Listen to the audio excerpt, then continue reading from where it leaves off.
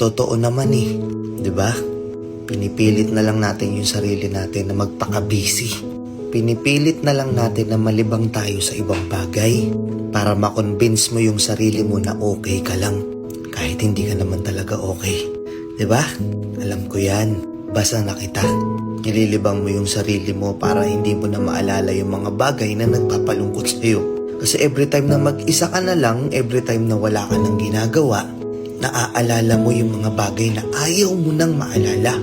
Naiisip mo yung mga bagay na ayaw mo nang isipin. Kaya pinipilit mo na lang magpaka-busy. Huwag na tayong maglokohan dito. Alam ko hindi ka okay ngayon. Alam ko maraming bumabagabag sa'yo.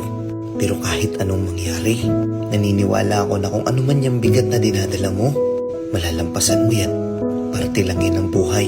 Kung wala mang nagsabi sa'yo nito, kung lahat man ng tao sa paligid mo wala nang pakialam sa'yo, gusto ko lang malaman mo na oo ako, naniniwala ako na magiging okay din ang lahat. Kaya ikaw, umiti ka naman kahit konti. Huwag mong hayaang yung kalungkutan mo na yan sirain yung magandang ngiti mo. Deserve mong maging masaya.